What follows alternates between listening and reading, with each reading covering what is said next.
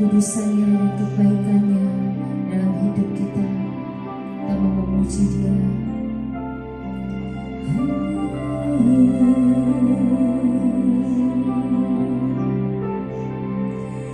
Engkau kudus,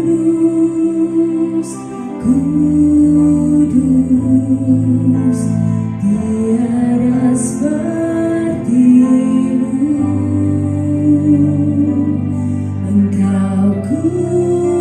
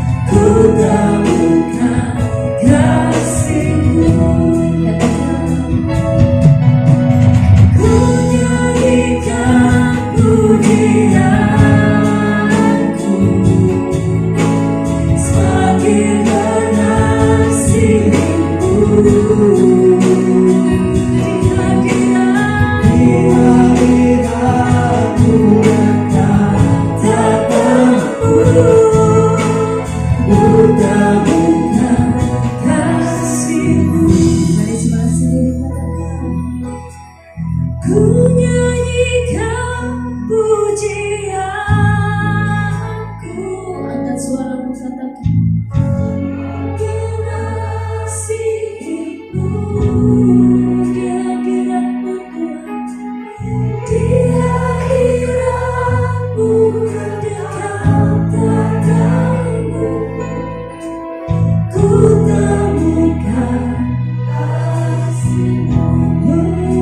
nyanyikan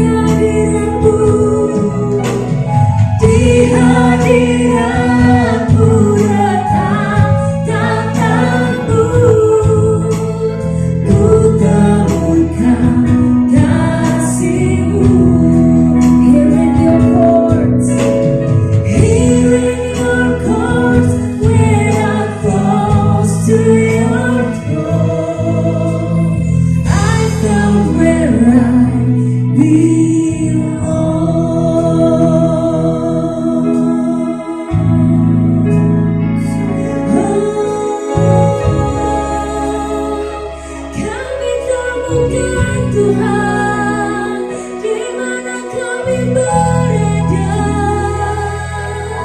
di dalam hadirat-Mu, di dalam pelukan cinta-Mu.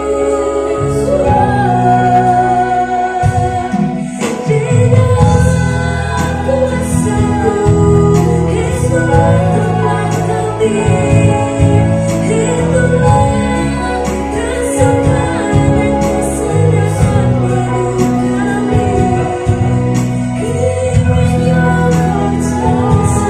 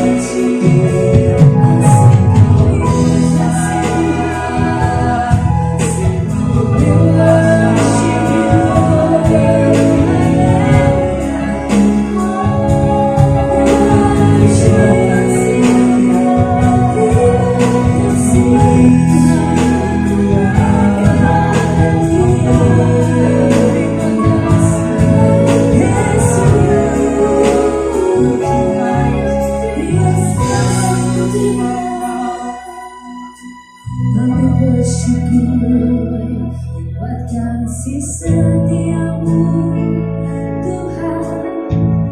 Kau yang sungguh baik, Kau yang teramat baik. Mari menyembah Dia, mari angkat ucapan syukur-Mu di hadapan Tuhan. Oh, we worship you, Lord. Terima kasih buat kasih setia-Mu, Tuhan. Dan segala kemuliaan kami menaikkan hanya bagi-Mu, Tuhan. Hanya bagi-Mu, Yesus.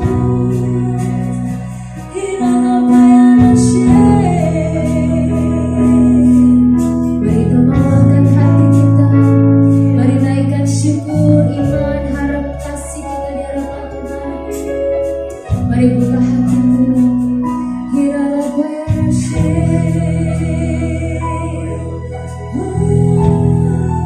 mari puji Dia.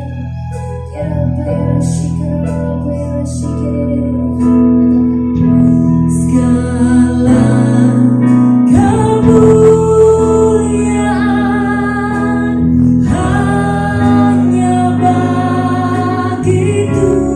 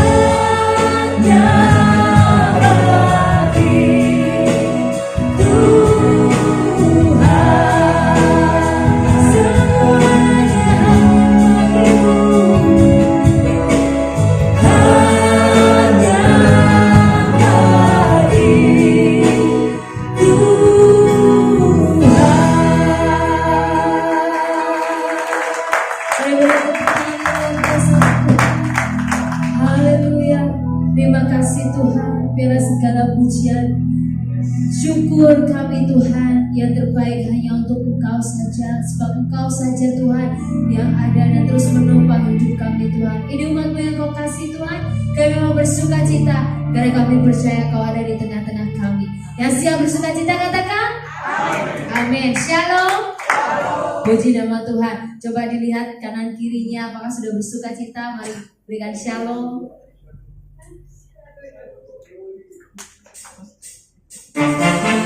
Tos dari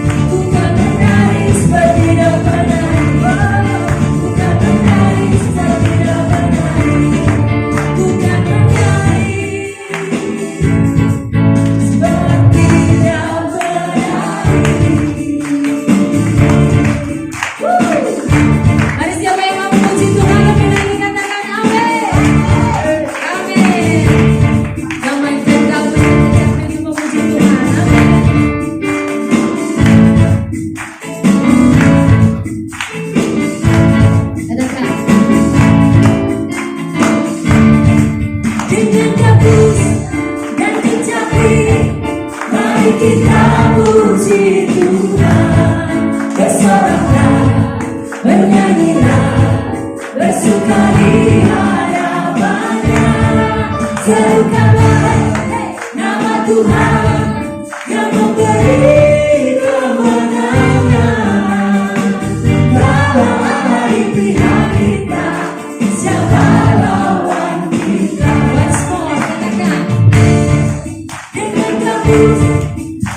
tercapai.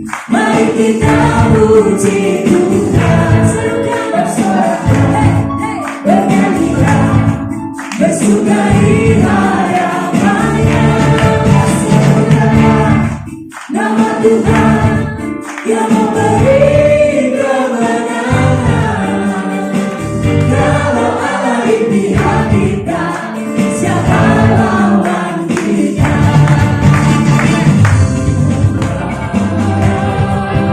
Tuhan dari Sion terdengar suara, sorak kehilangan hari rumah yang bagi menangkan, yang bagi menangkan. Terdengar suara, terdengar suara, Tuhan dari Sion terdengar suara, sorak kehilangan dari rumah yang bagi menangkan, dari rumah yang bagi menangkan. Sekali lagi katakan, dan tercapai. Mari kita puji Tuhan, bersoraklah, bernyanyilah, bersukai harapannya. Serukan nama Tuhan yang memberi kemenangan. Kalau Allah di pihak kita, siapa lawan kita? Teman sendiri katakan,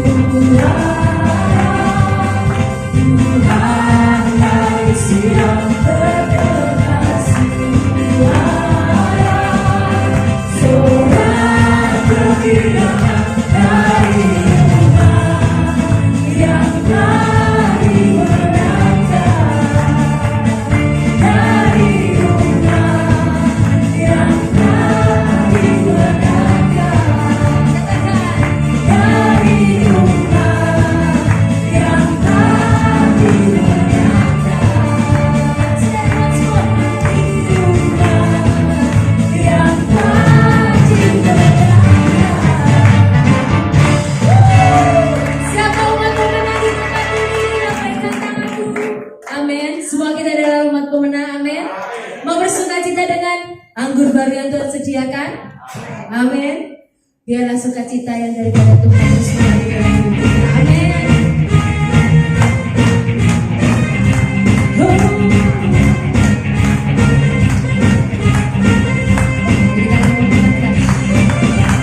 Yang kudus tercurah di dalam ini, urapannya yang ajaib memulihkan umatnya. Roh Kudus tercurah bagi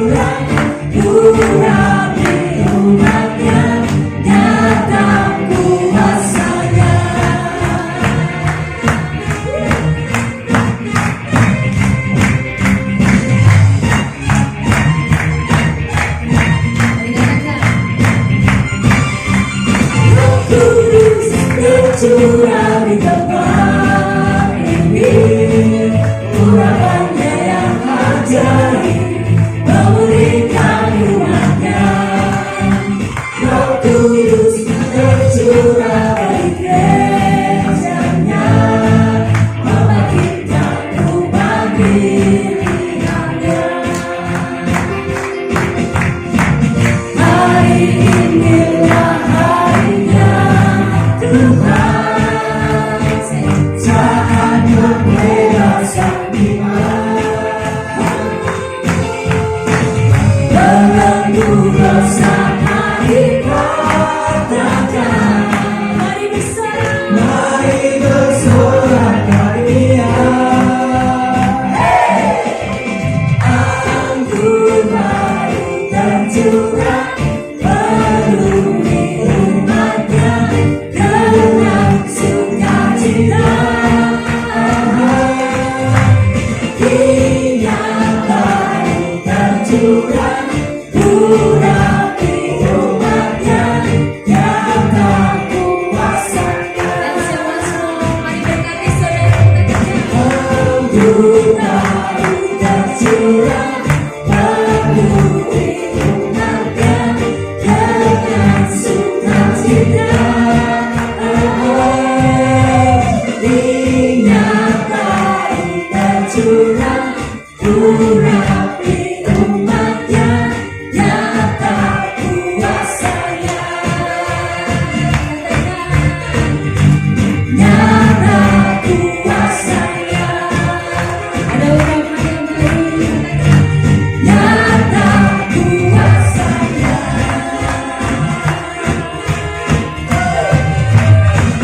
Amin. Haleluya. Silakan duduk kembali saudara yang kasih Tuhan.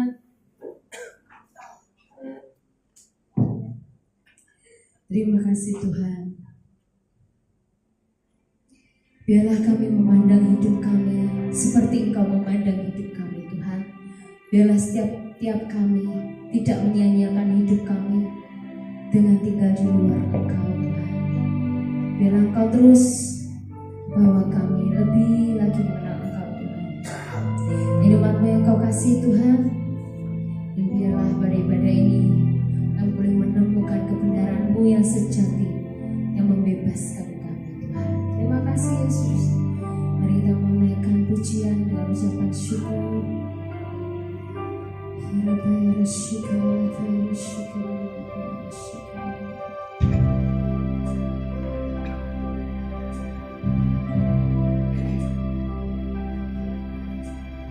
Hidupmu berharga bagi Allah, tiada yang tak berkenan di hadapannya.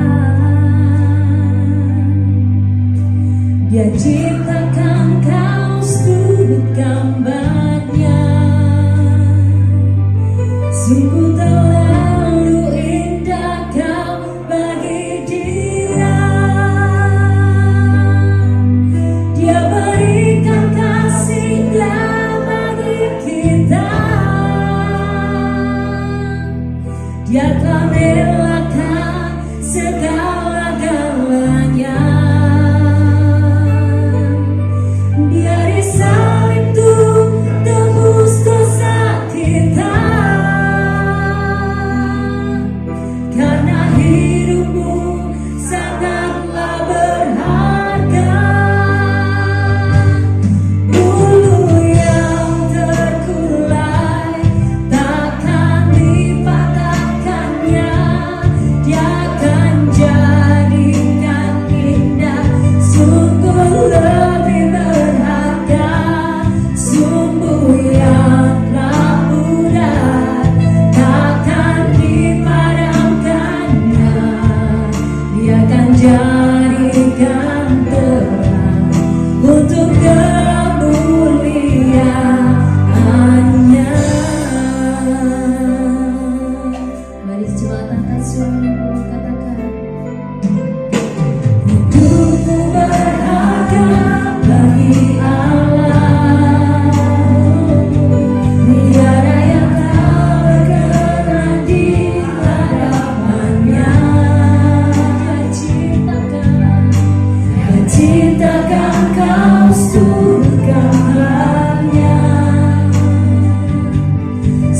terlalu indah kau bagi dia. Dia berikan kasihnya pada kita. Dia relakan segala-galanya. Dia disalib untuk tebus dosa kita. Karena hidupmu sangat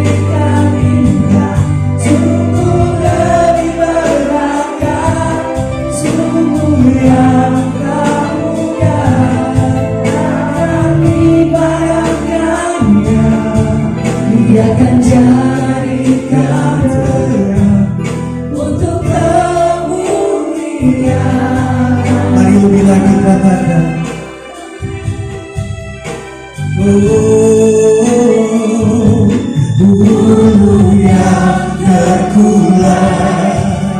Ini kami umat-Mu Tuhan kami. Kami menanti-nantikan Engkau melawat setiap kami, menegakkan kepala kami, memulihkan semangat kami.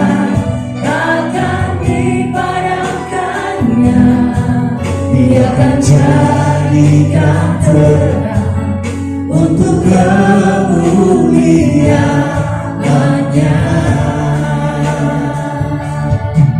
Dia akan jadikan terang untuk kemuliaan-Nya. Katakan sekali lagi. Dia akan jadikan terang untuk kemuliaan-Nya.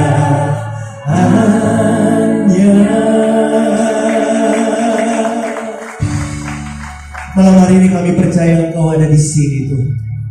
Dan itu yang paling penting bagi kami. Sebab ketika Engkau hadir, sesuatu terjadi di tempat ini. Ketika Engkau hadir, mujizat terjadi di tempat ini. Kami percaya kami pulang dengan keadaan yang berbeda dengan ketika kami datang. Perjumpaan kami dengan Tuhan mengubah segalanya. Maka malam hari ini Tuhan, urapi hamba-Mu. Pakai hamba-Mu untuk menyatakan isi hati-Mu. Sehingga yang menyampaikan maupun yang mendengarkan kami sama-sama diberkati oleh firman. Kemuliaan hanya bagi Engkau Bapa di dalam nama Yesus. Mari yang siap diberkati firman Tuhan bersama-sama katakan amin. Puji Tuhan. Silakan duduk. Shalom. Selamat malam Tuban. Pertama kali ada di hadapan saudara, terima kasih untuk Bapak Ibu Gembala yang memberi kesempatan kepada saya. Puji Tuhan. Saya Pastor Walden Rudolf, saya dari Sidoarjo, tetapi KTP saya Surabaya. Saya orang lama di Radio Sangkakala. Apakah ada di antara yang pernah mendengar Radio Sangkakala? Ada? Puji Tuhan. Ya, saya orang lama di situ. Dan 14 tahun saya manajer dan saya juga siaran talk show Bincang Pagi. Ada beberapa pendengar yang tidak bisa saya lupa di Tuban sini, pendengar setia. Waktu itu pernah jumpa di Surabaya, tetapi cerita lama sekali. Puji Tuhan, saya sudah berkeluarga dan saya memiliki 3 orang anak, 3-tiganya putri. Dan yang paling besar sudah bekerja, yang kedua sedang kuliah di semester awal, dan yang ketiga SMA kelas 1. Saya mengembalakan satu jemaat yang baru dirintis 3 tahun ini. Dan malam hari ini saya datang dengan rekan saya, hamba Tuhan, Bapak Alim, yang ada di depan. Puji Tuhan. Saudara siap diberkati firman Tuhan malam hari ini? Amin. Seberapa antusias saudara siap menerima dan mendengarkan isi hati Tuhan? Mari tepuk tangan bagi Tuhan. Haleluya. Bapak Ibu yang dikasihi oleh Tuhan, ada seorang hamba Tuhan yang sangat terkenal, seorang penginjil namanya Billy Graham. Dia pernah menyampaikan satu quotes, satu statement yang sangat kuat untuk direnungkan. Dia mengatakan begini, kalau engkau kehilangan seluruh hartamu, engkau belum kehilangan apapun. Tetapi kalau engkau kehilangan kesehatanmu, engkau kehilangan sebagian dari apa yang engkau miliki. Tetapi yang ketiga dia katakan, kalau engkau kehilangan imanmu, engkau kehilangan segalanya. Saudara, apa yang menggerogoti iman kita sehingga kemudian kita mengalami kekalahan, kita mengalami kesuaman rohani, kita tidak mengalami apa yang Tuhan janjikan dalam hidup kita? Apa yang membuat iman kita menjadi tawar, menjadi lemah, kemudian bisa menjadi padam dan kemudian mati? Yang bisa membuat iman kita menjadi seperti itu adalah perjalanan kehidupan yang justru ketika kita sedang sebenarnya lagi sungguh-sungguhnya dengan Tuhan, tetapi realita yang kita hadapi bertolak belakang dengan apa yang kita doakan. Betul gak saudara? Saudara berdoa untuk apa? Saudara merindukan apa? Kenyataan yang terjadi sebaliknya. Minta sembuh, dokter bilang makin parah, keadaannya berbalik. Nah, itu tantangan iman saudara, betul gak? Saudara berdoa supaya keadaan ekonomi saudara diberkati oleh Tuhan, tetapi kenyataannya makin merosot dan seterusnya. Maka di situ iman dipertaruhkan.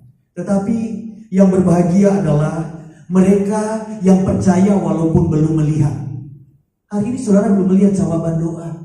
Hari ini saudara belum melihat terobosan. Tetapi sebagai balas saya mau katakan dari mimbar yang kudus ini, ketika engkau tetap percaya, satu waktu engkau akan melihat buah dari imanmu itu. Amin.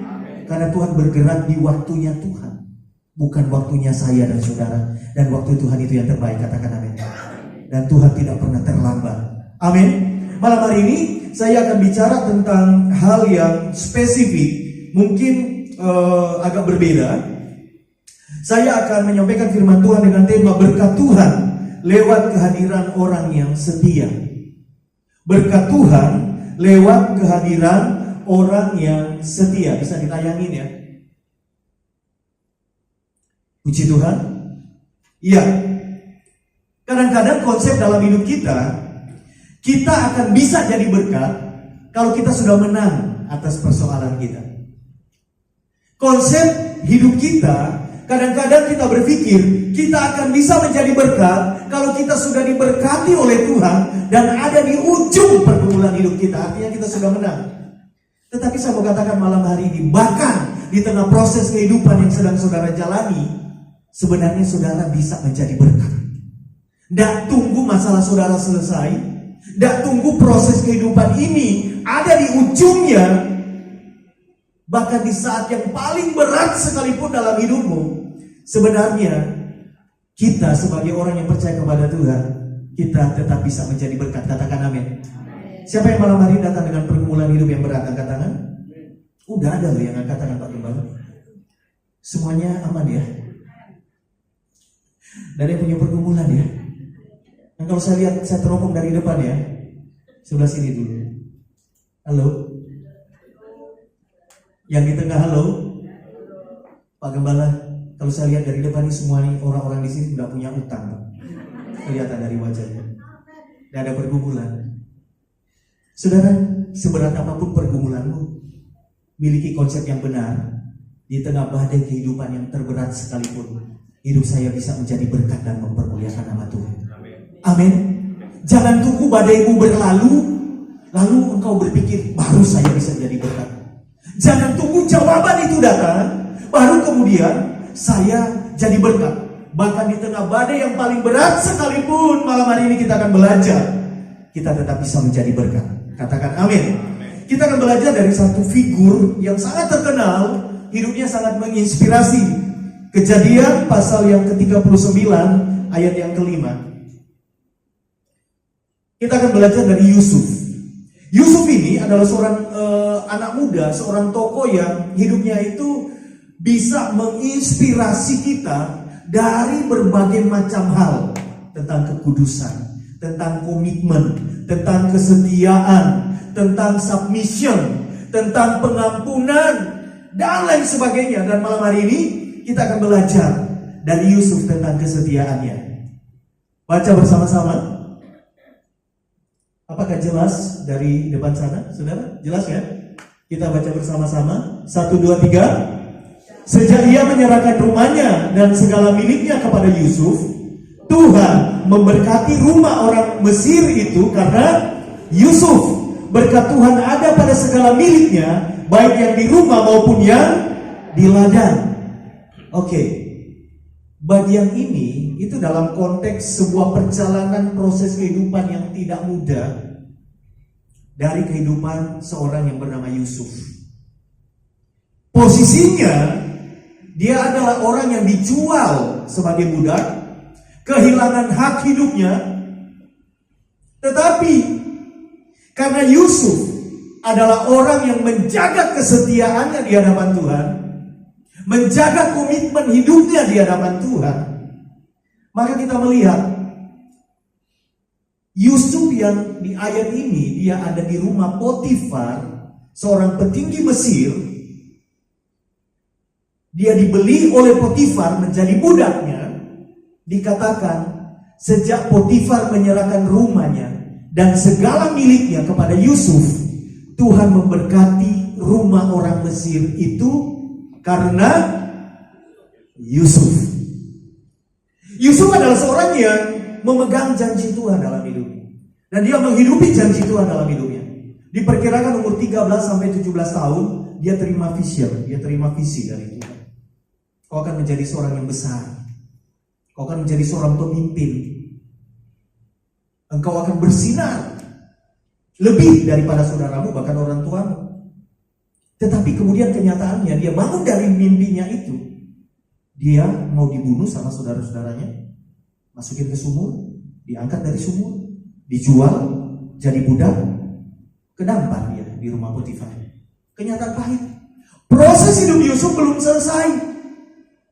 Dia belum di titik di mana Tuhan menggenapi janjinya, di mana kemudian berkas gandumnya tetap tegak berdiri. 11 berkas gandum yang lain tunduk kepadanya. Bahkan berkas gandum orang tuanya, ayah ibunya juga tunduk kepadanya. Itu belum terjadi. Dia belum bersinar seperti bintang. Dia sedang ada di pembuangan, jauh dari kenyamanan, terpisah dari keluarganya. Dia belum jadi siapa-siapa. Tetapi kita melihat dalam keadaan seperti itu, Yusuf jadi berkat loh. Amin. Amin, saudara. Saudara dapat sesuatu di sini, walaupun prosesnya belum selesai. Kalau engkau orang yang kedapatan setia menjalani proses itu bersama dengan Tuhan, hidupmu itu sebenarnya penuh dengan kemuliaan Tuhan. Hidupmu penuh dengan kemuliaan Tuhan. Kemuliaan Tuhan menyertai engkau.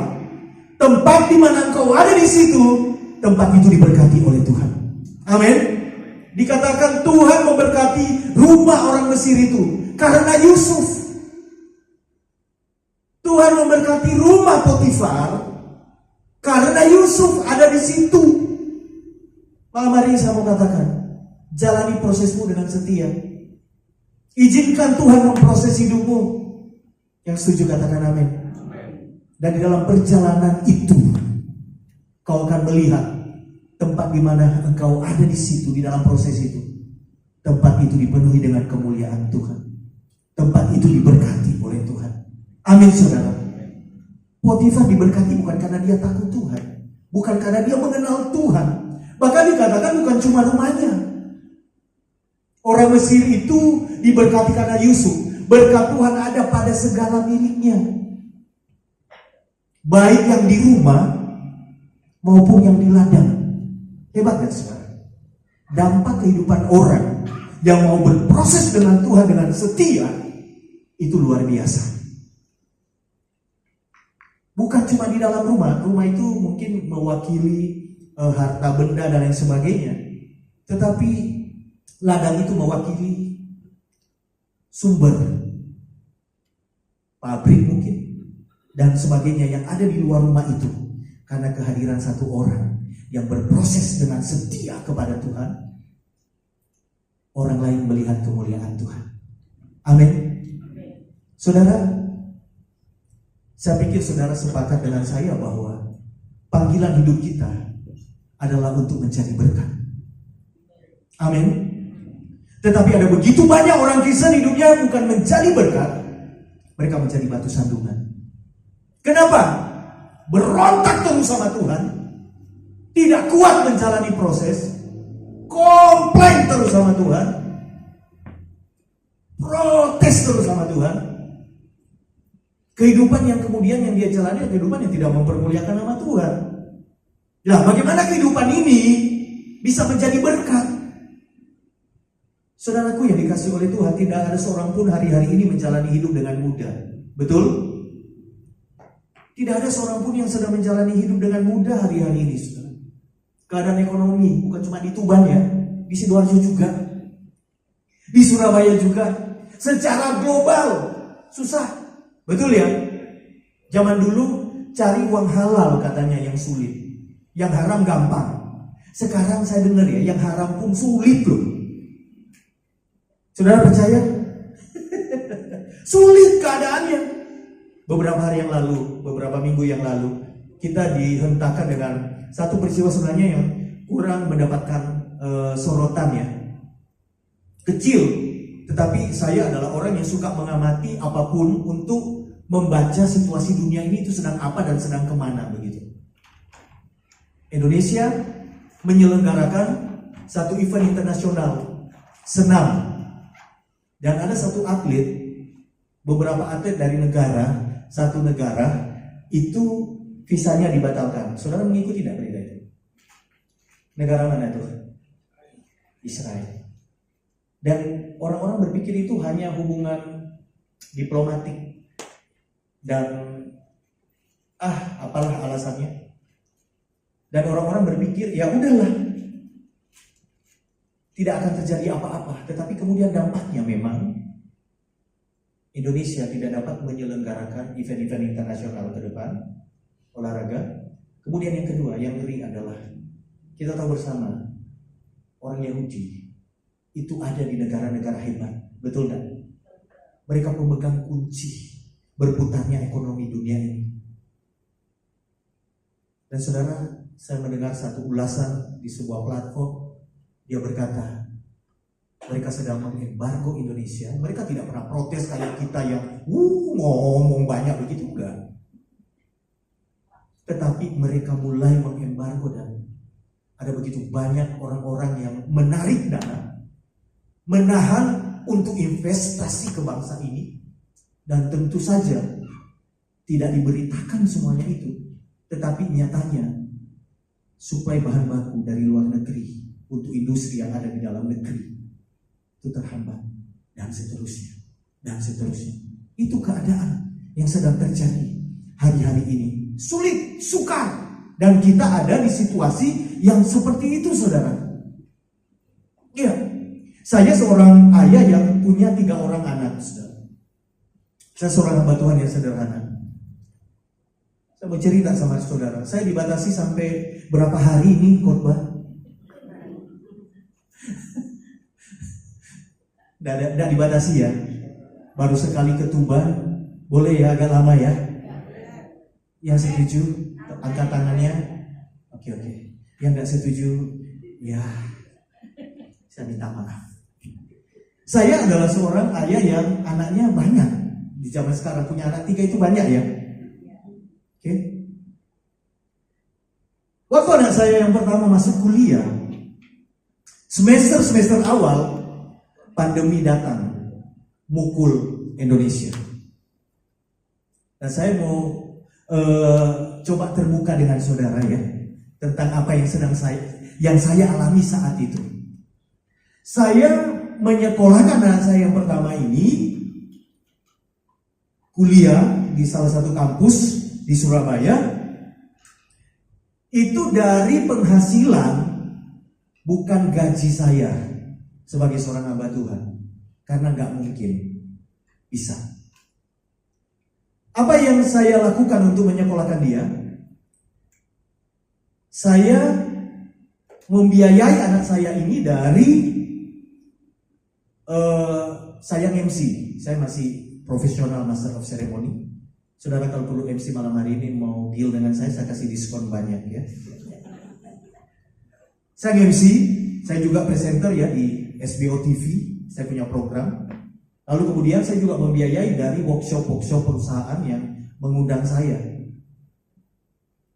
Dan waktu pandemi saudara tahu kan, semuanya stop, betul?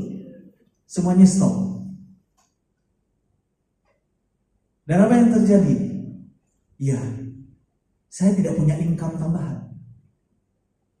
Lalu saya mengadakan perundingan meja kotak, bukan meja bundar. Anggota keluarga, saya sendiri laki-laki di rumah. Semuanya perempuan. Bahkan anjing peliharaan saya juga perempuan, saudara. Kami ngobrol, saya bilang ini keadaan keuangan. Cece, papa ndak bisa biaya kuliahmu. Kamu cuti dulu nak. Sampai keadaan ekonomi membaik, kamu kuliah lagi. Karena memang anak saya 2 tahun lebih cepat dari teman-temannya. Kecepatan kuliah. Sekarang dia umur 23 tahun, dia sudah wisuda S1 dan 2 tahun ini bekerja di sebuah bank. Berarti kan cukup cepat ya, umur 23 tahun. Nah, kemudian saya bilang, oke, cuti dulu ya, ini keadaannya. Lalu saya itu mulai menyelamatkan kapal dengan melempar muatan-muatan yang tidak dibutuhkan. Bisa diefisiensi. Hal-hal yang berbau kredit, cicilan-cicilan, mulai saya lepaskan satu-satu. Waktu anak saya mendengarkan hal itu, dia bilang begini sama saya, Pak, enggak apa-apa. Tapi kita berdoa dulu, Pak ya. Kita berdoa dulu. Karena walaupun Papa suruh saya cuti, tetap bayar, Pak. Walaupun enggak full. Hah? Nah, saya kan agak ganteng ya, saudara. Cuti, enggak kuliah, bayar.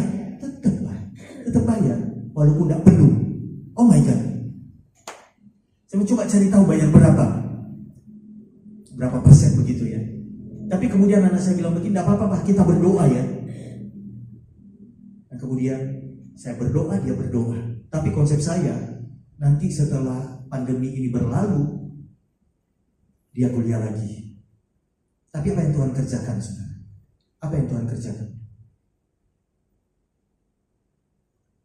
Tiba-tiba satu waktu ada seorang teman, dia telepon saya, dan dia bilang, Pak Walden, saya pengen ada orang yang mengelola website saya pengen bikin konten-konten, karena waktu itu semua orang jadi konten kreator kan di awal-awal pandemi.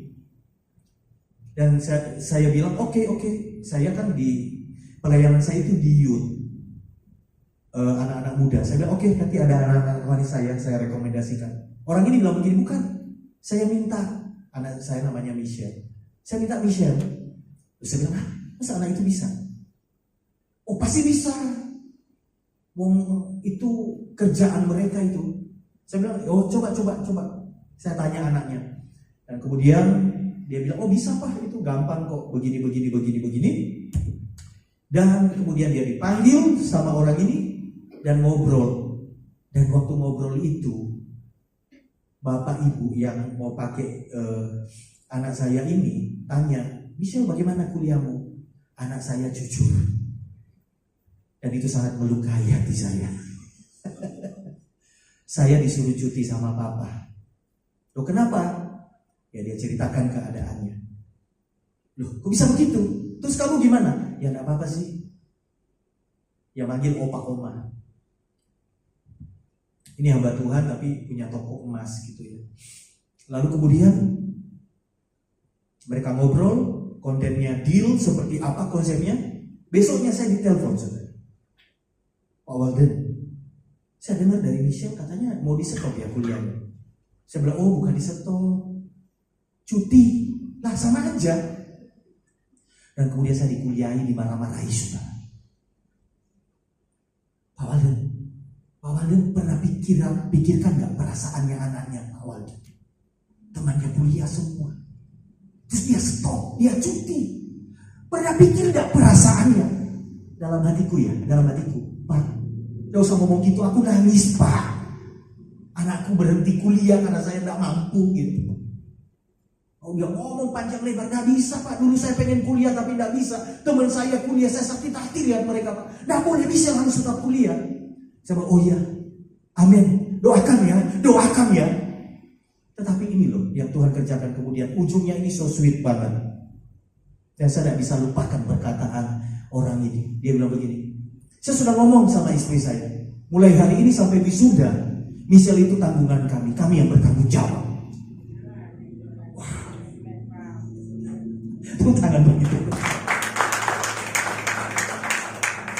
Saya bilang maksudnya saya itu hamba Tuhan yang harus jelas semuanya kan. Kan hamba Tuhan banyak yang berjanji, dia yang mengingkari kan. Kau yang berjanji, kau yang... Saya bilang maksudnya bagaimana? Kami mau biayai, kami mau sponsori. Udah gak usah dipikirin, pokoknya dia kuliah. Dan selama dia jadi content creator sambil kuliah online, dia dikasih gaji tiap bulan. Dan setiap bulan biaya kuliahnya dibayari, bahkan sampai kebaya waktu dia wisuda, disiapin, dan seterusnya.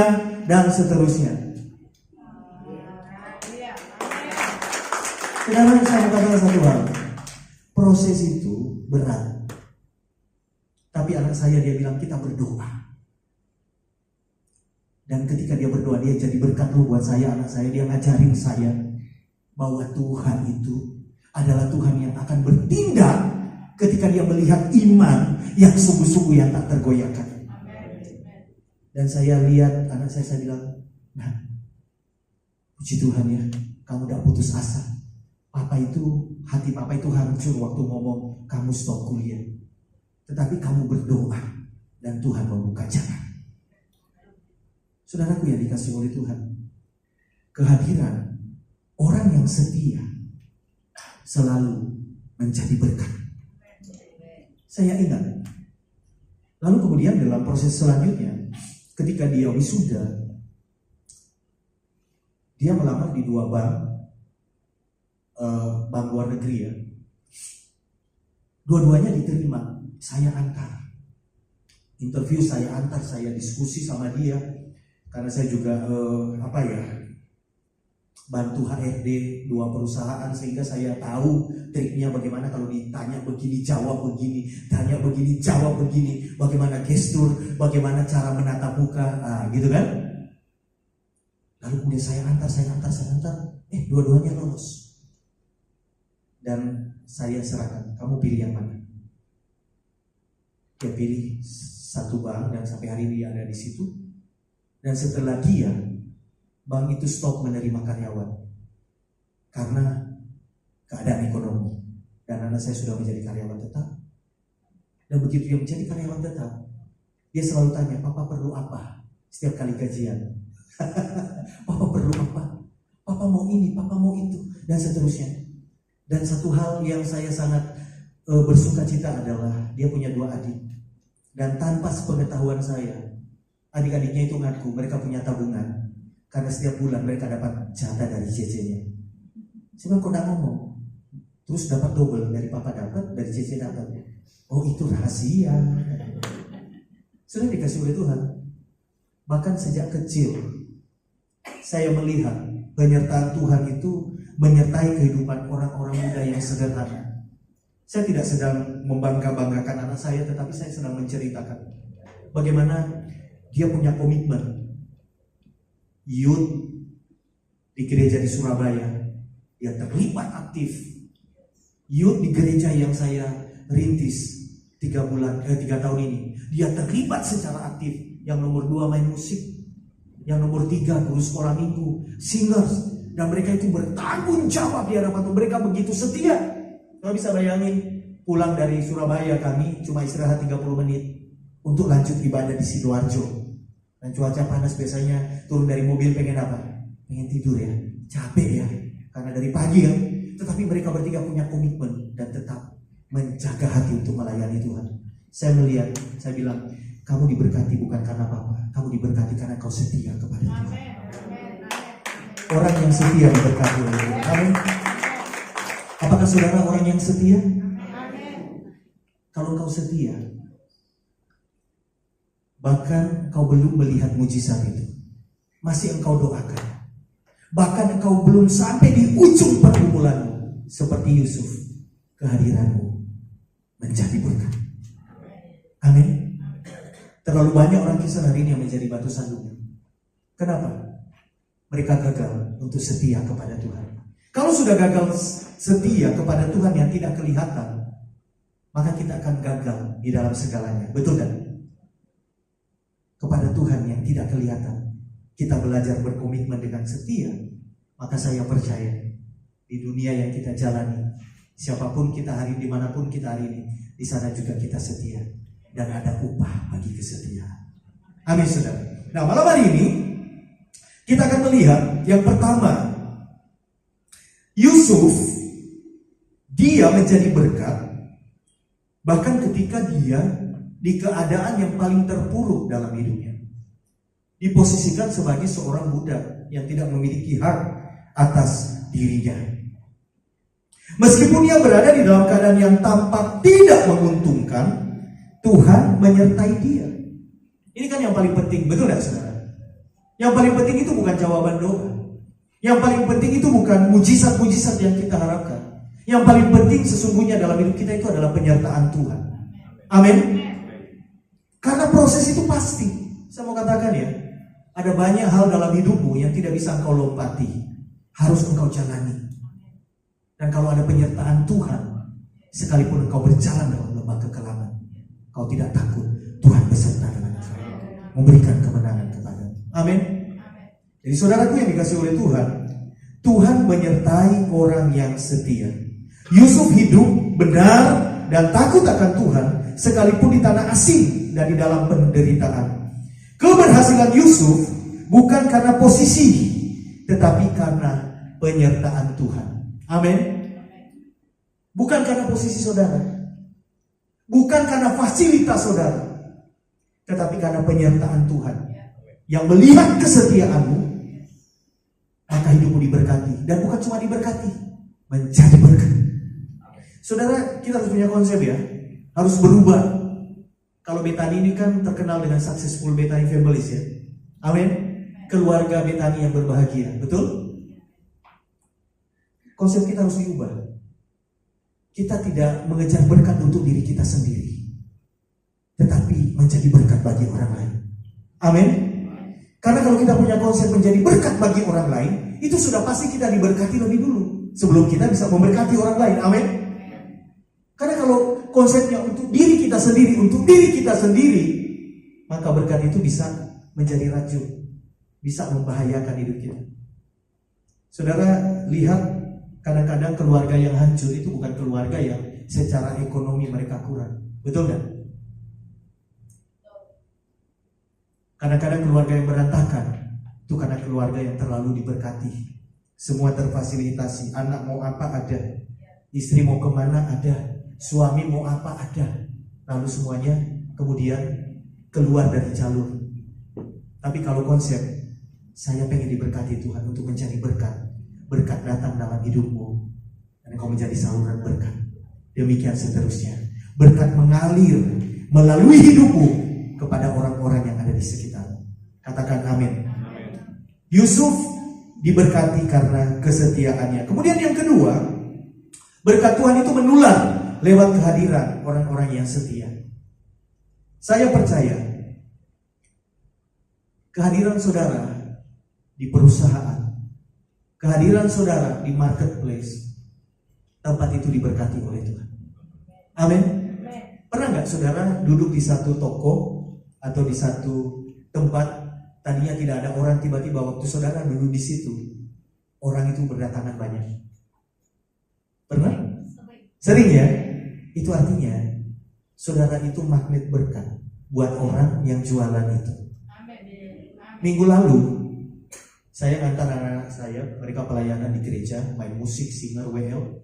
Saya ngantar, mendampingi, ya saya juga hadir di gereja kami di Surabaya. Nah, karena ibadah kami jam 9, jam 8 kurang kami sudah di gereja. Mereka akan mengulang latihan yang beberapa hari yang lalu mereka sudah latihan. Itu pelayanan hari itu. Karena masih ada 1 jam lebih, saya pergi cari angkringan. Nah, saya ini sangat suka dengan angkringan. Saya menikmati hidup. Ngafe, ayo angkringan, gak masalah gitu. Enjoy gitu. Saya tertarik dengan satu angkringan baru, rapi, di pojokan gitu, di belakang Plaza Marina. Nah, saya duduk di situ.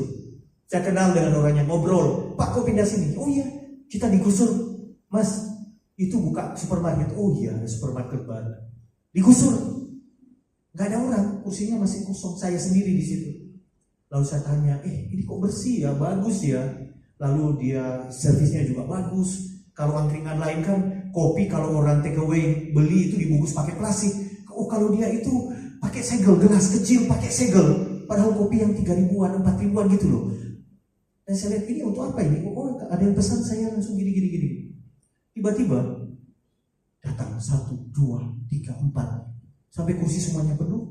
Dan kemudian orang-orang, baru saya lihat ini angkringan ini memang inovasinya tiada tanding ya saudara.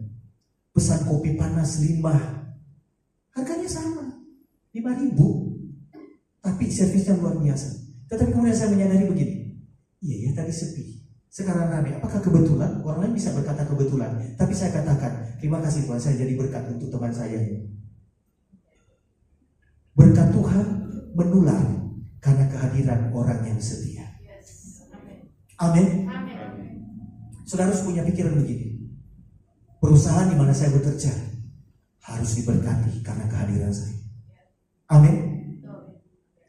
Saya harus betul-betul menjadi orang yang paling profitable untuk perusahaan di mana saya ada. Saudara, kalau kita punya konsep seperti itu dan realita hidup kita seperti itu, maka kita akan menjadi orang yang diperhitungkan dimanapun kita berada. Yusuf dipertahankan. Dia diberi kepercayaan. Semuanya terserah Yusuf, kata Potifar. Kecuali istrinya, tidak boleh.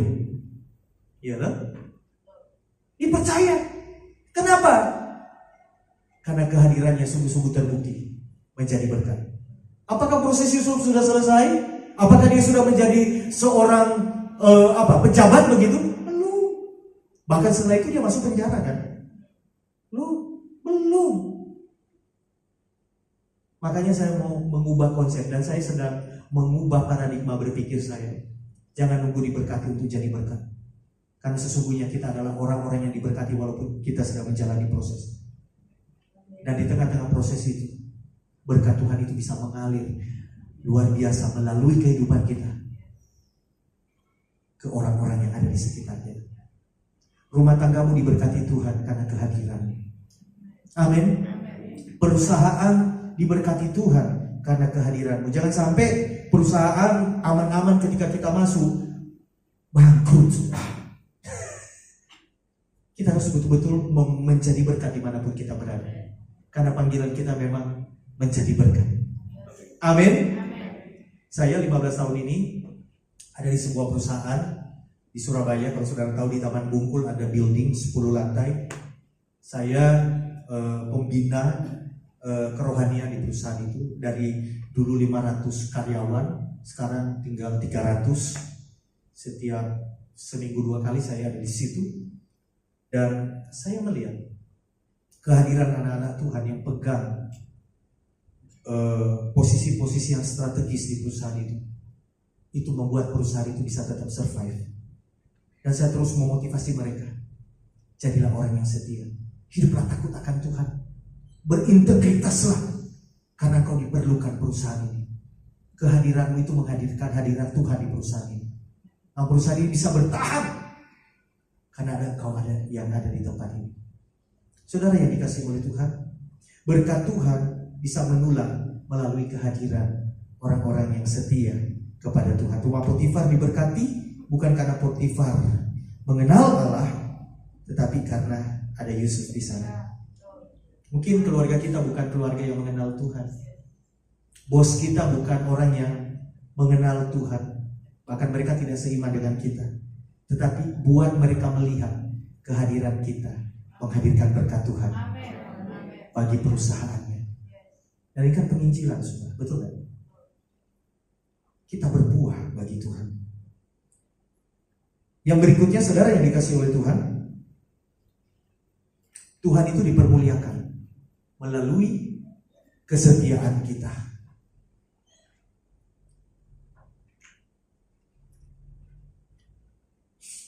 Tuhan dipermuliakan melalui kesetiaan kita. Yusuf tidak pernah menuntut pengakuan, validasi karena kesetiaannya, karena hidupnya yang takut akan Tuhan, tetapi dia menjalani, mengalir bersama dengan Tuhan. Dan ketika bahkan Tuhan memberi tempat pertama, menggenapi apa yang dia janjikan, Yusuf tetap menjadi orang yang setia pada komitmennya. Saudara dikasih oleh Tuhan, saya meyakini begini, setiap hidup kita itu membawa panggilan Tuhan.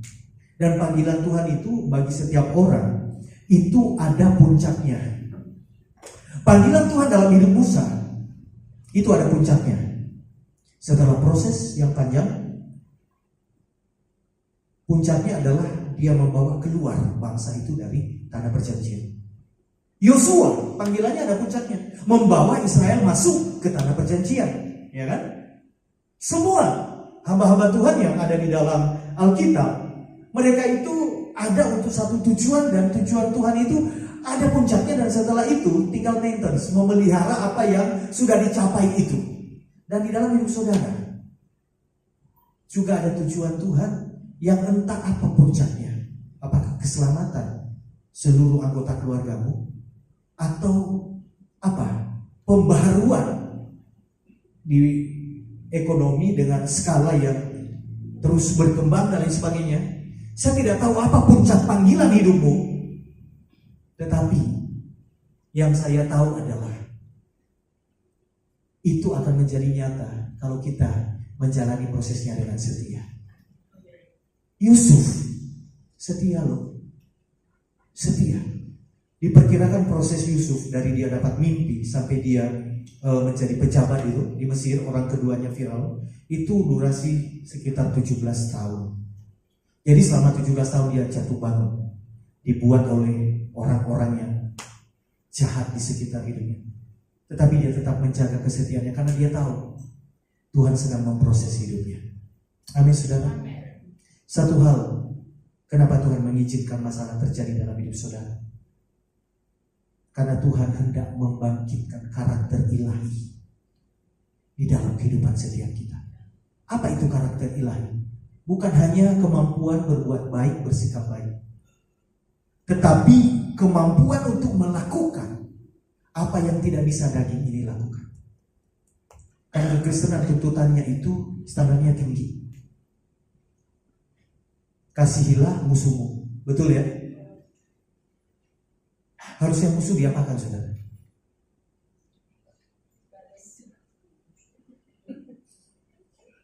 Tapi firman Tuhan bilang kasihilah. Kalau pipi kiri ditampar, kasih. Cocok. Coba kita praktekkan malam ini, boleh Pak?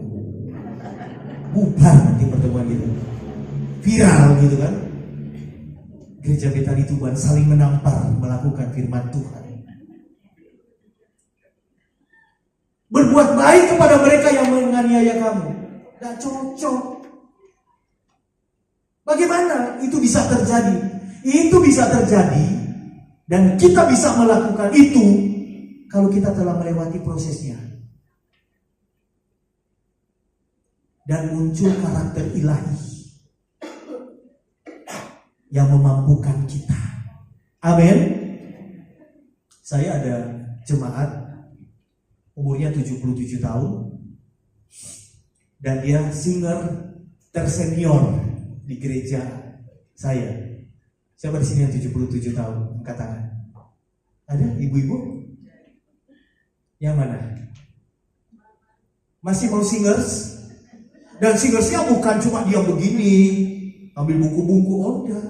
Kalau saudara lihat videonya, singernya itu gini loh. Lompat-lompat, mengangkat tangan, sukacita, setia. Dan dia sangat menginspirasi. Kemarin beberapa hari minggu lalu ya, ulang tahun, semua orang mengucapkan Tuhan Yesus sayang, dan kami semua sayang sama Oma ini. Nanti perjalanan hidupnya, karakter ilahi muncul. Sebenarnya awalnya dia bukan orang yang mengenal Tuhan. Dia itu keturunan Madura, Arab, tinggal di Ampel. Ada satu proses, kemudian dia mengenal Tuhan, menikah. Begitu dia menikah, punya 4 orang anak. Dia seorang wanita yang pekerja luar biasa. Kalau saudara di Surabaya tahu zaman dulu ada namanya Wijaya Shopping Center. Ada yang tahu Wijaya Shopping Center? Ya seumuran lah kita ya. Sekarang jadi BJ Junction. Oma ini punya toko di situ. Dia punya toko baju. Terakhir di Pasar Atom punya toko. Dia bisa beli mobil, bisa membiayai. Suaminya tidak kerja, menghabiskan uang. Istrinya beli mobil dijual sama suaminya. Satu waktu ada seorang wanita datang ke toko dan menggendong seorang bayi dan ngomong begini, "Jack, aku perlu uang susu." "Oh iya, masuk. Terus ditanya, "Oh ini anakmu ya?" "Iya." ini anakku sama suamimu. Loh, ternyata siapanya saudara? Selingkuhannya. Nah kalau saudara jadi ibu ini, dia baru dalam Tuhan. Kalau saudara jadi ibu ini gimana? Saya tertarik loh dengan kesaksiannya. Dia bilang, masuk sini. Oh kamu selingkuhan suamiku. Jadi suamiku kalau nggak pulang itu sama kamu ya?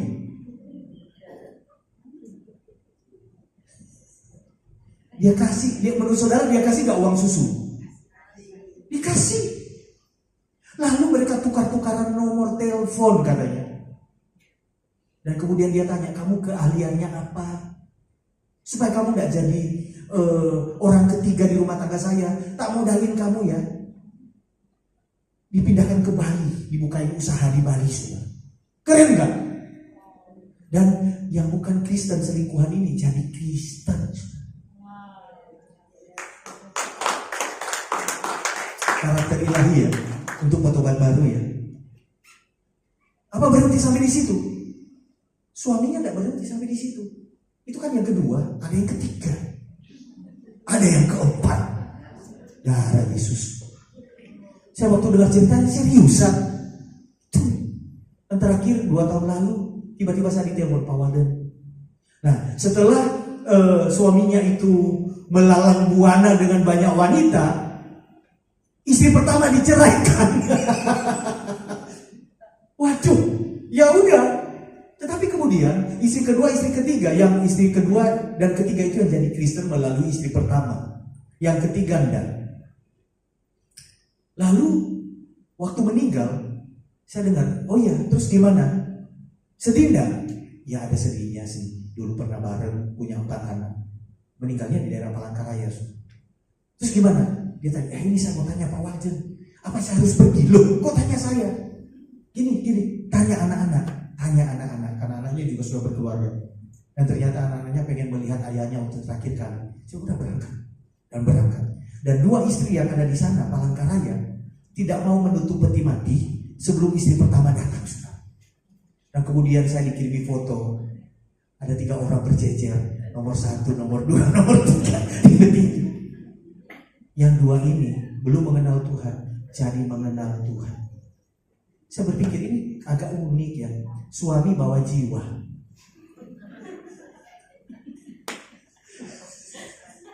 Iya dong. Suami bawa, tapi kok caranya ngono ya? Suami bawa jiwa. Istri punya karakter ilahi. Karena proses hidupnya dengan Tuhan itu luar biasa. Dan menginjili berhasil jadi anak Tuhan. Dia bilang kalau bukan karena karakter ilahi ada di dalam hidupmu, 2 wanita di sampingmu itu udah tercapik-capik, betul gak?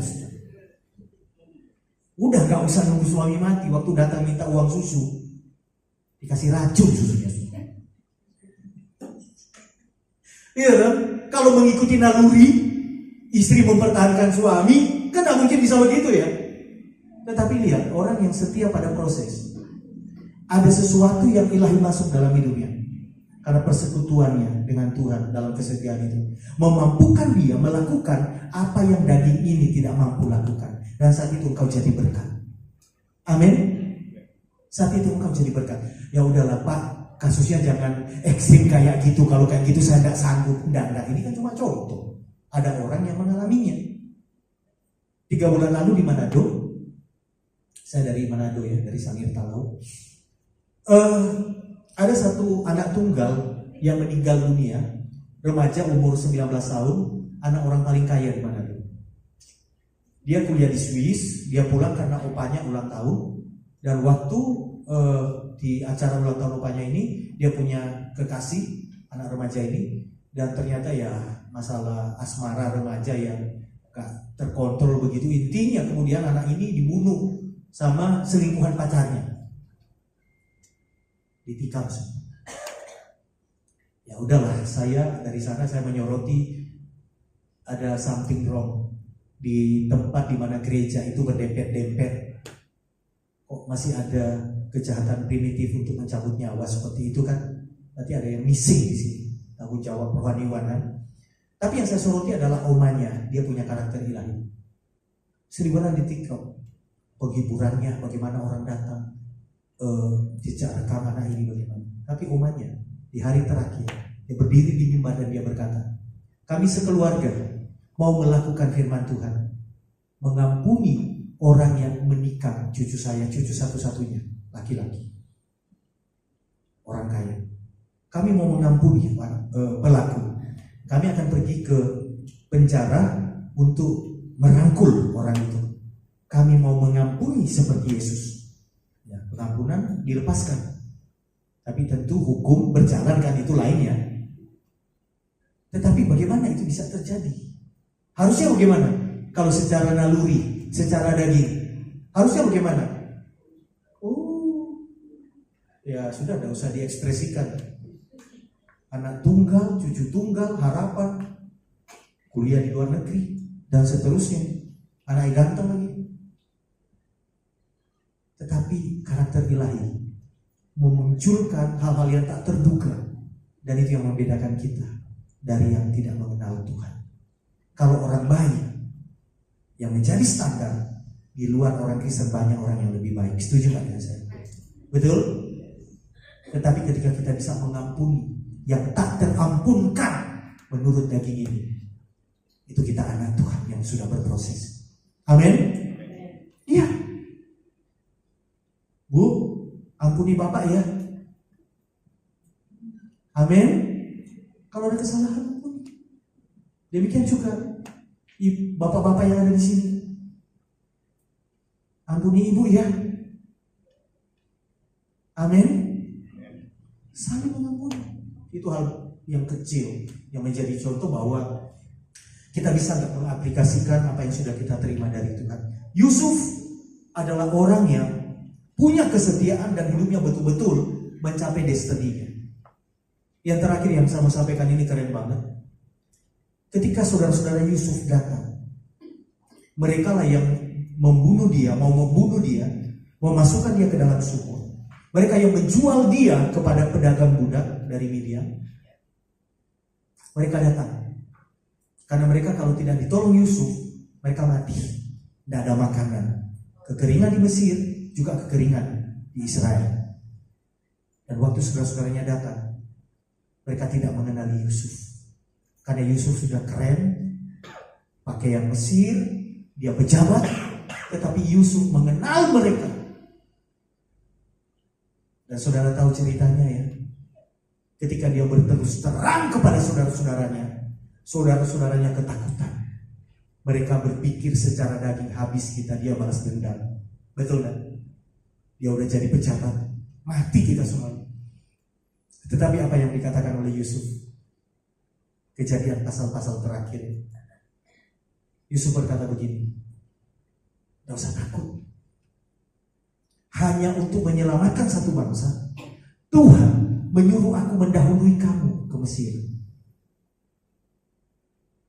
Dan kemudian dia boyongin semua orang tuanya, saudara-saudaranya kan ke Goshen.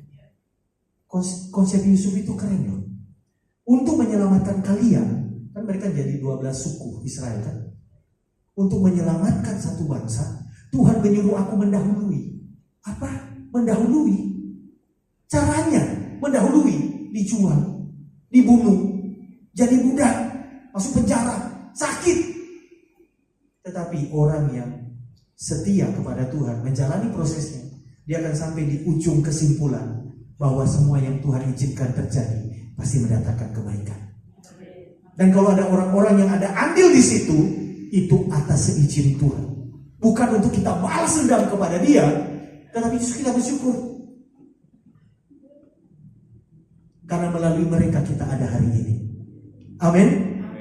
Di posisi yang kuat, di posisi yang bertumbuh secara iman, menjadi dewasa di dalam Tuhan. Tuhan dipermuliakan melalui kesetiaan kita. Amin saudara. Saya belajar jadi orang yang setia. Saya belajar karena menurut saya selalu ngomong sama karyawan-karyawannya di workshop saya. Paling tidak ada 2 hal yang membuat engkau bisa up di karirmu. Yang pertama, ketika engkau mengeluarkan potensi terbaikmu dan kinerjamu yang mengangkat engkau dan mempromosikan engkau. Tetapi yang kedua, kesetiaanmu, tahun kerjamu, lama kerjamu itu yang mempromosikan engkau. Saya belajar untuk menjadi orang yang setia. 30 tahun ini sudah, sejak masa muda saya full timer di satu gereja. 30 tahun tidak pernah kemana-mana. Sampai kapan? Kayaknya sampai Tuhan datangnya. Belajar setia. Karena melalui kesetiaan kita, orang-orang di sekitar kita diberkati oleh Tuhan. Melalui kesetiaan Yusuf, 12 suku itu selamat, tidak mati karena kelaparan. Dan kemudian dari 12 suku itu ada di antara mereka yang menjadi garis keturunan yang melahirkan Sang Juru Selamat. Dan kita semua diselamatkan. Kesetiaan kita tidak akan pernah sia-sia. Saudara tidak pernah tahu kesetiaan itu sakit, tetapi saudara tidak pernah tahu ada apa di ujungnya. Tetapi di ujungnya itu pasti akan menjadi berkat. Di ujungnya itu adalah terobosan. Di ujungnya itu kemenangan. Di ujungnya itu nama Tuhan yang dipermuliakan. Amin saudara. Hari ini jangan fokus pada keadaanmu, tetapi kepada kehadiran Tuhan dalam keadaanmu itu. Karena di sanalah berkat sejati mengalir. Amin. Jangan fokus kepada masalahnya, fokus kepada penyertaan Tuhan. Karena masalah sebesar apapun, kalau ada penyertaan Tuhan, kita bisa mikul, kita bisa melewati. Amin. Kalau masalah itu harus kita jalani, tidak bisa kita lompati, ada penyertaan Tuhan, aman kok kita. Amin saudara. Puji Tuhan, itu yang bisa saya sampaikan malam hari ini. Jadilah orang yang setia. Amin. Jadilah orang yang setia berjemaat di tempat ini. Katakan amin. Karena melalui kehadiran saudara, tempat ini diberkati Tuhan. Amin. Melalui kehadiran saudara, kota Tuban diberkati oleh Tuhan.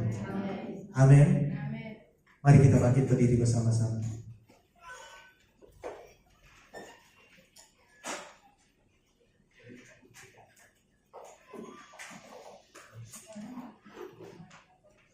Haleluya. Malam hari ini apapun situasimu, apapun kondisimu, pertahankan kesetiaanmu kepada Tuhan. Jadilah orang yang setia. Karena engkau akan menjadi berkat bukan ketika engkau menang atas pergumulan, bukan ketika engkau sudah diberkati luar biasa.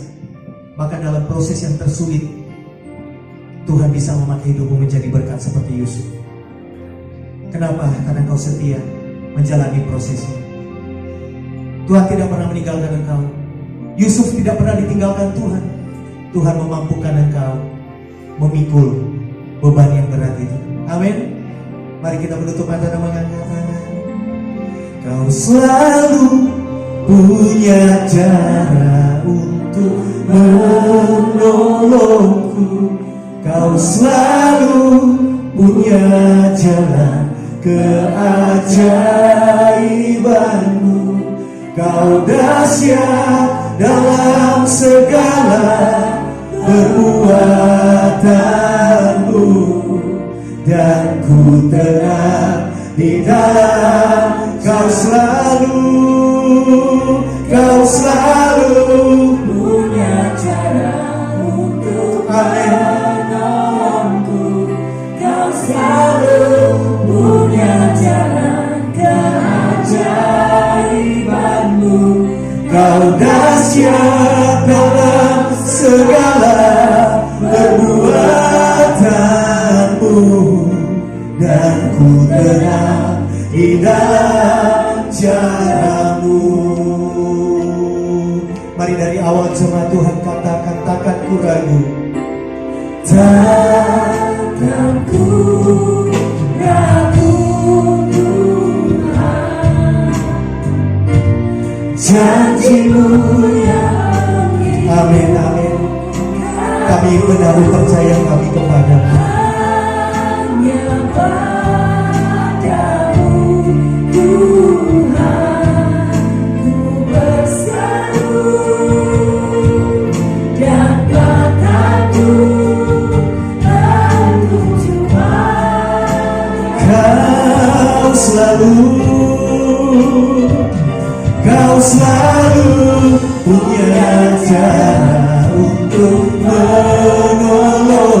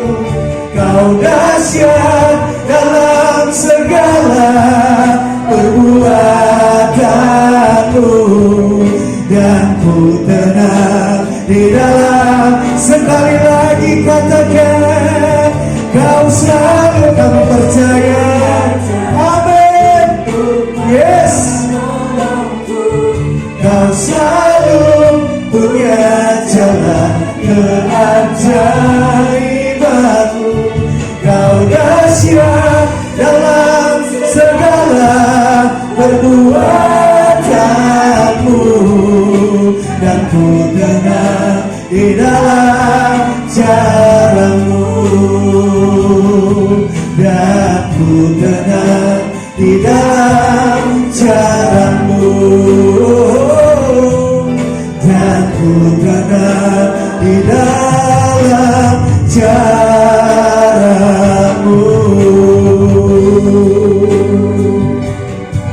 Haleluya, haleluya. Ajar kami setia. Haleluya. Oh, ini kami Tuhan. Shalom-alaikum.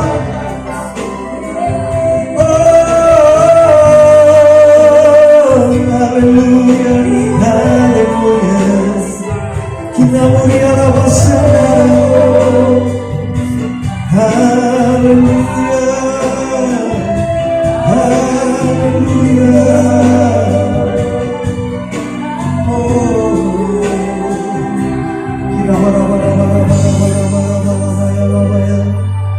Kau ada di sini. Kau tahu apa yang sedang kami alami, apa yang sedang kami rasakan. Malam hari ini kami sedang mendengarkan kebenaran firman. Ajar kami setia, karena Engkau tidak pernah meninggalkan kami. Kami harus menjalani prosesnya, Tuhan. Dan kami nyatakan malam hari ini, asalkan Tuhan beserta dengan kami,